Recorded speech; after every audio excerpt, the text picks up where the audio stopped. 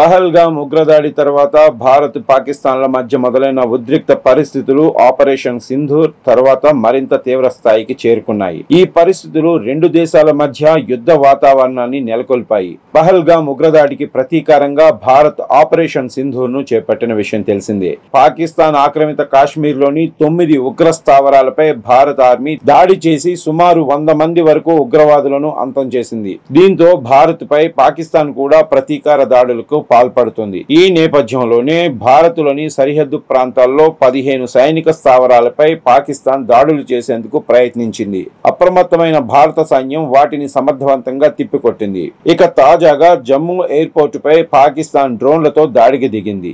అప్పటికే సిద్ధంగా ఉన్న భారత సైన్యం ప్రత్యర్థి డ్రోన్లు, రాకెట్లను సమర్థవంతంగా అడ్డుకుని కూల్చివేసింది. ఈ నేపథ్యంలో జమ్మూ నగరం మొత్తం విద్యుత్ అంతరాయం కలిగింది. శత్రుసేనల నుంచి వస్తున్న డ్రోన్లను ఇంటిగ్రేటెడ్ డిఫెన్స్ సిస్టమ్ సాయంతో భారత సైన్యం కూల్చివేసింది. కొన్ని రాకెట్లను కూడా కూల్చివేసినట్లు తెలుస్తోంది. ఈ నేపథ్యంలోనే భారత్ పాకిస్తాన్ సరిహద్దు రాష్ట్రాలు అప్రమత్తంగా ఉండాలని భారత ప్రభుత్వం హెచ్చరికలు జారీ చేసింది. జమ్మూ కాశ్మీర్, రాజస్థాన్, పంజాబ్, గుజరాత్ రాష్ట్రాలను కేంద్రం అలర్ట్ చేసింది. గుజరాత్ సముద్ర తీరం వెంబడి భద్రత అప్రమత్తం చేసింది. ఢిల్లీ, హర్యానా, బెంగాల్ రాష్ట్రాల్లో భద్రత కట్టుదిట్టం చేసింది. పోలీసులు, పాలనాధికారులు, వైద్యులు, ఆరోగ్య సిబ్బంది సెలవులు రద్దు చేసింది. తదుపరి ఆదేశాలు వచ్చే వరకు ప్రభుత్వ ఉద్యోగులకు సెలవులు ఇవ్వటం కుదరదని ప్రభుత్వం స్పష్టం చేసింది.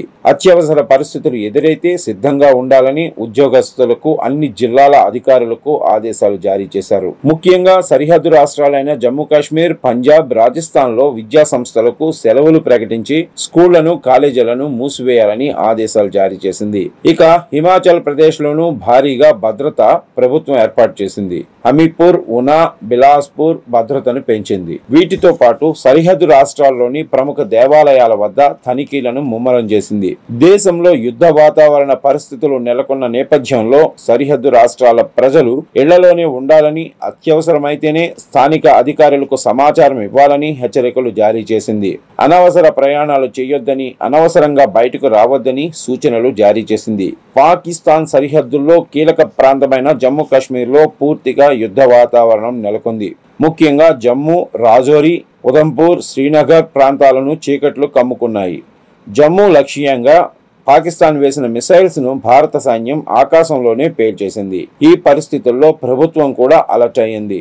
రాష్ట్రంలో బోర్డర్ కు దగ్గరగా ఉన్న జిల్లాల్లో కఠినమైన భద్రతా చర్యలు చేపట్టింది. ప్రత్యేక నిఘా, బ్లాక్అవుట్లు అమలు చేస్తుంది. ఫిరోజ్పూర్, పఠాన్కోట్, ఫజిల్కా, అమృత్సర్, గుర్దాస్పూర్ జిల్లాల్లో పాఠశాలలకు సెలవులు ప్రకటించింది ప్రభుత్వం.